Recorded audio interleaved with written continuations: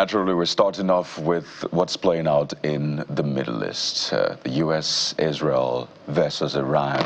The whole region is, of course, drawn into this, and, well, the whole world actually is impacted one way or the other. We just spoke about Nigeria. Their workers are seeking tax incentives, some sort of allowance in the middle of, well, prices of petrol skyrocketing, eating into people's disposable income, affecting operations of organizations, factories, and the rest. So really, this is a global issue. But let's start with the security bit of it. We're joined on the program by Commodore Promise Dapper, former naval officer, joins us on the program this morning. Commodore, you're welcome to the program. It's good to see you again. And I want to start with the narrative angle of this. We've seen lots of destruction. Naturally comes with the war, lives lost, sadly. But there's usually the narrative angle of it, the propaganda bit. So you hear the U.S. saying, we have really finished this off. And the same U.S. is saying, well, we need help, all right? Let us together well, liberate the Strait of Hormuz, right? And you hear Iran also saying, well, we're going after Israel. We're going to ensure that Israel's leader pays for this and is eliminated. But you also see the decimation playing out. So I wonder for you, when you piece all of this together, the destruction, yes, but also the propaganda, does it look like we're in this for the long haul, or you see this ending quite soon?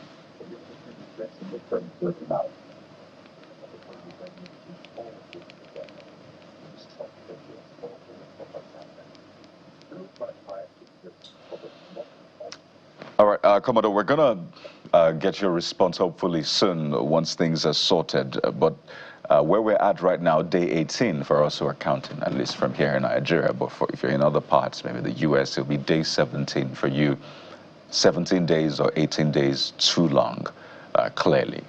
This is something a lot of people thought should never happened in the first place. For both the countries, they say they have their own solid reasons to engage in this war.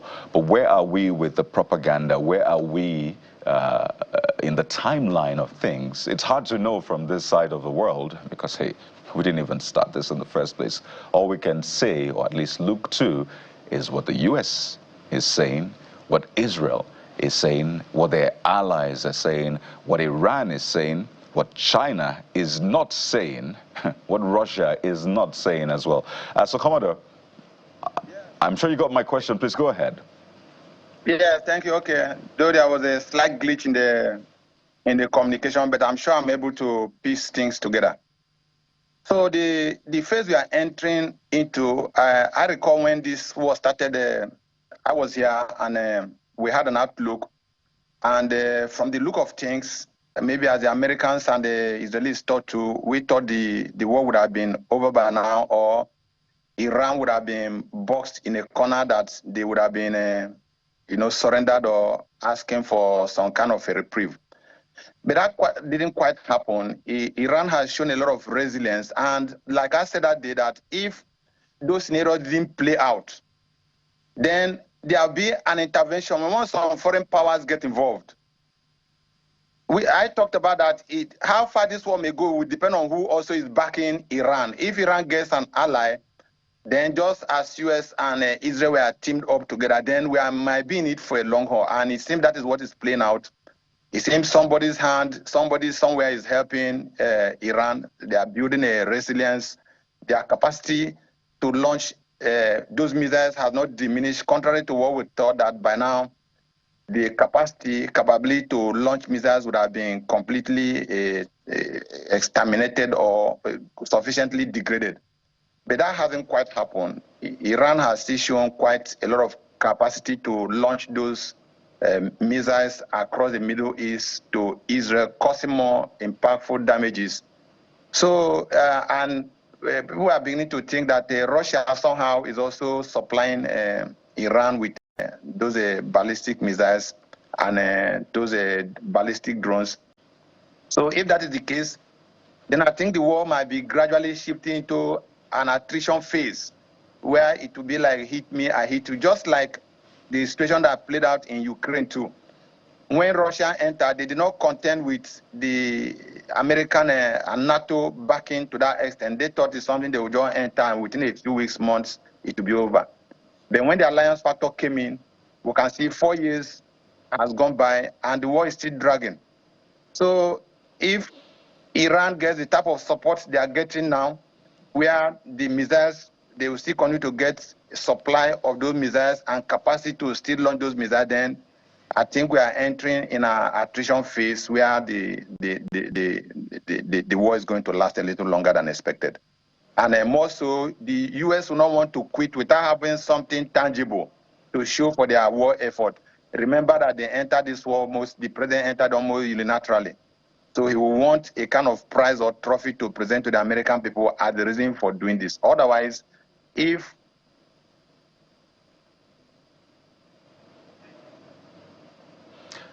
well, Commodore, we'll try to get you back, but you were making a very important point there. But largely, you see Iran getting a lot of help, not openly. Some say, well, during war, it's really business. If you need anything, you can approach anyone to sell it for you. Hopefully that person is not the ally of your enemy. But if you see the enemy of your enemy, you absolutely get involved. And there you see Benjamin Netanyahu. A video emerged over the weekend after there were speculations around his health, Jeffrey, where he was in a coffee shop, sipping coffee and speaking to the camera. And I must tell you that that is one of the most analyzed video online right now. People saying, is this artificial intelligence? What is happening to the coffee in the cup? Why is it not spilling? What happened to the hand in his pocket? And all of that. I even see someone behind me and say, why is someone wearing a mask and shades indoors and all of that? But that is part of what is playing out right now. Iran says they're going to get him. So it looks like this war is far from over. Yeah, I've already said from the very beginning, the war is far from over. I do not know whether, I don't want to believe the Americans did not know what they were doing in terms of where they got into this war. Whether they underestimated the Iranian, revolutionary guards in this sense, which, they have an army, and then they have the revolutionary guard, which reports directly to the Ayatollah, which is the spiritual head or the theocracy that they practice. So whether this is a poor calculation or they felt that they are going to form with Israel to be able to get these people, because right now they were going, I keep maintaining the objective. The objective looked like a regime change, but now it looks like regime consolidation with a succession in terms of the Ayatollah. Commodore, before we come to Nigeria, people have been talking about what the possible off-ramp will be for the United States government. But I want to ask this way. At this point, before we begin to maybe think about this going into a battle of attrition about who dies first or who gives up first, like we've seen in other wars, what will be victory for America? What would America define as victory? Is it a killing of Ayatollah? And what will Iran define as victory? The ability to hold their ground for as long as... What's your own definition here? Because you're the man who has all the military background. Okay, thank you. Right now, like we said earlier on, there are 3 objectives there, or what might look like strategic end state at the start of the war. We might be looking at taking off Ayatollah, the supreme leader. That would have counted if, like America expected, it has led to the people rising up to take over government. Then that would have been a complete change. We will not envisage a situation where Ayatollah will be out of the picture, then his son or another radical Islamist will take over. And when that happens, then, of course, it cancels out whatever benefit has accrued. Then the second point was the issue of taking out Iran's nuclear capability and also their capability to be able to launch missiles across the Middle East. Now, the first one, taking the first one out of it, these two hasn't really seemed to have happened. And I think those are the things that America will want to really take back until Iran's capability to be able to launch missiles across the Middle East on a continual basis is significantly reduced or eliminated. I don't think America will have any right to declare any victory in that war. And as it stands now, too, we don't know the level of degradation of their nuclear capability, because last year during the June-July operation, it was claimed that their nuclear facilities, their capacity has been eliminated.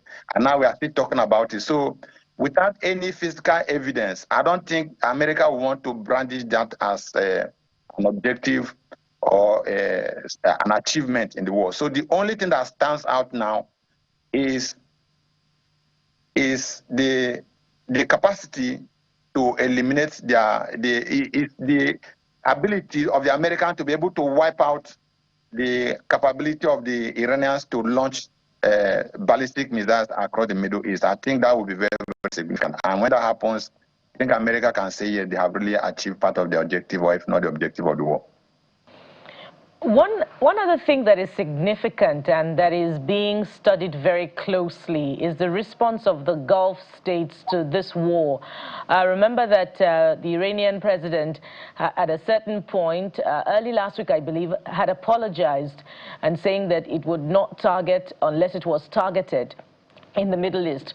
But we have seen a direct contradiction in the prosecution of this war by Iran, with attacks on supposedly American installations in the Gulf states. And right now, the Gulf states are angry, saying that Iran has pursued far more than can be taken. But the question is, will the Gulf states be drawn into this war, and how will they react against their own neighbor?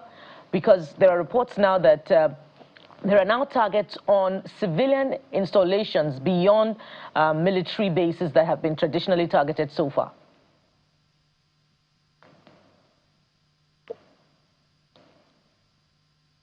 Mr. Dapman.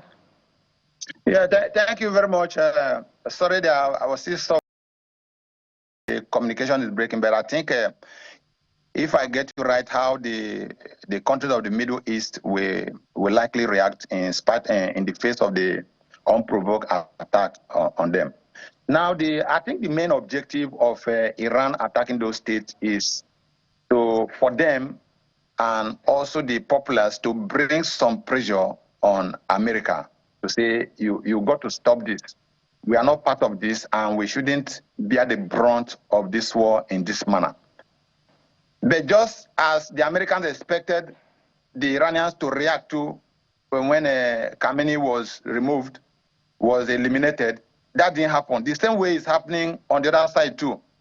The Iranians are not getting the reaction they expected from those attacks. The Gulf states have not really reacted angrily against America. The people also have not really reacted angrily. If they have done, that would have escalated the war, and things would have gotten maybe a little messier in the Middle East. But I think their response has been measured. And I think as the war goes on, they will try to build capacity with the help of Americans to defend against those ballistic missiles, so that the whole place will not just turn into a sort of Armageddon. So I think it's a plus on the part of the Gulf states to have maintained some measured silence. And I think in the days ahead, the capacity to really defend those missiles will increase. So we've seen less damages, there will be less heat. I think that will happen in the days to come, and the pressure will not be on Iran. Right, so clearly this is far from over, and looks like they're digging in the more as the days go by. But let's come to Nigeria. We have our fair share of challenges that we're dealing with, and it's important that we also fix them, right? Because there's a lot of disruption from out there, and it's expected that some of the fallout, imagine if there's a lot of remnants trying to move here and there, they might find their way into a porous border if we present ours as one. Now, the president is going to embark on a state visit this week, and it said that one of the things that will be raised by the prime minister is a security situation in the country, particularly as it concerns Christians. We are in a situation now that 4 suspected bandits are said to have been arrested in the Ondo airport. We've seen Nigeria's military forces recording wins and losses as well.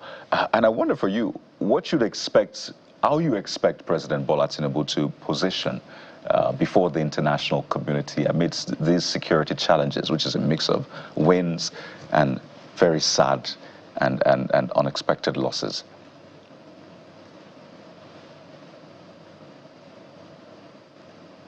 Please come again. I didn't get your last question. I said, how do you expect President Bola Tinubu to posture amidst this security challenges? Well, the issue, actually, if we are talking of Nigerian security, to me, it's not about what President Tinubu is going to posture outside the country. What is he posturing in the country? The posture in the country, whatever he postures outside cannot counter what he postures in the country. In 2025, we ended that year, last year, on a very bloody note. We saw a spike in 2025, all the figure double. Before the second quarter of last year, the fatalities doubled that of 2024. Last year, we recorded almost 12,000 days, on record 12,000 days related to conflict-related issues, fatalities. And we ended the year sadly on a bloody note, and we entered this year as if nothing happened, all was normal. And within the first 2 months of this year, we are talking of 1,300 deaths. And then we are talking of how a president is posturing. What other posture can a president give than to be sober? By now, we expected to have a policy statement from the statement on how to move forward. Remember, around November last year, he declared a state of emergency.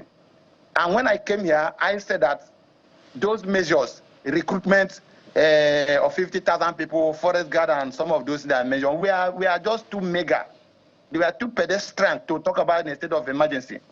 And later, the presidency said they are going to come up with detailed plans of the emergency. And when I've been expecting that, up till now, nothing has been said of that state of emergency. I don't even know whether he has withdrawn that state of emergency from the back door, or whether we are still a state of emergency in security sector. We have not had any policy statement. We have not had anything that's suggesting a surge in equipment, a surge in troops. We have not had any plan to launch major offensive in the northwest, the northeast, or the north central to counter these things. Rather, we are seeing the terrorists, the insurgents being burdened. Military formations are being run over. Communities are sacked. I was reading this morning, almost 600 communities have been sacked in France, some of those states. And we are talking of how the president is going to posture outside. What posture is he going to show outside than to show that Nigeria is a bloodied nation? We have been bloodied, we've been battered. Things are not going well.